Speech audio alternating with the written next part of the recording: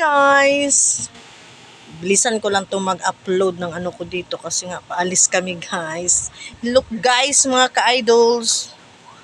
Nakasabit yung ano ko guys oh. Isang phone ko. Ito yung studio ko dito guys. Yan, dyan yan. Dyan lang yan guys ha. Yan nyo ako makikita lagi sa isang studio ko. Wait, ayos ko. Kasi pupunta kami ng ano ngayon guys eh. Naka-outfit si Mudra ngayon guys. Grabing outfitan. Parang ano eh, yung parang bodyguard. Nagdoble-doble pa ako ng damit oh. Grabe. Kadoble yan guys, nakadouble. Yan.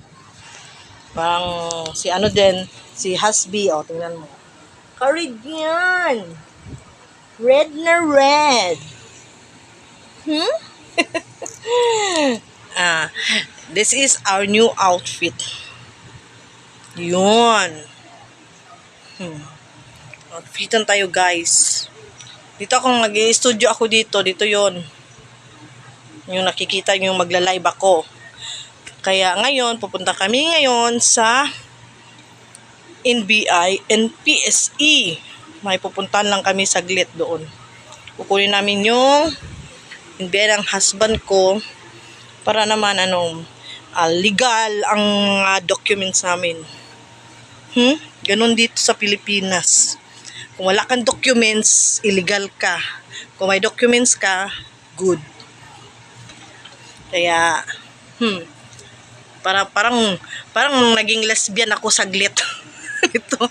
Oo, outfit ko parang lesbian ako saglit ito. Mas gwapo pa yata ako sa mga lalaki. Char. Tawan-tawa ang anak kong bunso. Sabi niya, mami, para kang outfitan ng mga playboy. Okay guys, baka mamaya pupuntahan kami, naghintay lang kami ng taxi ngayon. Kaya lang to, biglaang video or upload ko lang saglit para meron naman akong maano dito sa mga content na to. At hindi rin ako ma-absent. Kaya ito ginagawa ko guys. Ready na yung mga documents namin. Yan, ready na yan. Naka-envelope yan lagi mga documents namin guys. Ay! Barbie, naka-red din. Naka-red din. Akala ko kami lang naka-red. Naka-red pa rin. Yung bag ko rin red.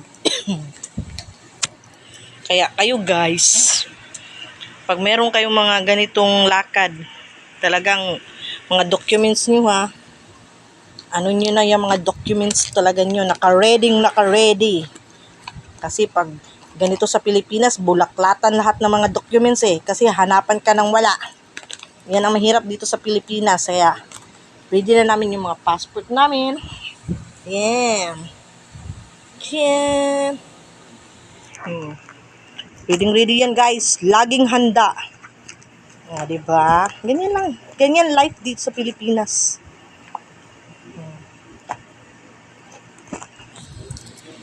Okay guys, hindi na ako magtatagal muna kasi malapit na darating yung taxi na hinintay namin. Usapan is 10:30. Kaya medyo yun. Pakwela muna ng saglit sa umagang ito. Kaya kayo dyan. Meron pa namang atinan ng mga tawag nito. Meeting sa school. Ang dami. Pinuntahan ko kahapon yung school ng anak ko kasi absent yung bunso ko ngayon. Nagkasakit, may flu. Usong-usong ngayon ng mga fever. Kaya bantayin yung mga anak natin or mga anak niyo. Kasi mahal ang gamot. Kasi pinagamot ko yung anak kong bunso. Pinaano ko pa yun ng okay na siya ngayon. Hindi na siya masyadong nilalagnat. Dito yun sa kabilang room. Gusto na daw niyang pumasok sa school. Ayan o. Ito yung room niya. Na hello! Ay! Yan, may sakit yan. Diba? Diba? Kaya guys, thanks for watching for a while. Thanks to my followers and viewers out there.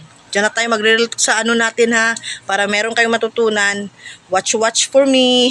Kasi i-share ko naman talaga yung mga experience ko talaga na nalalaman ha. Yan ang totoo. Kasi yung iba kasi, nagsasabi lang na based on ganito. Hindi ako ganyan guys. Kaya, follow pa more. Thank you!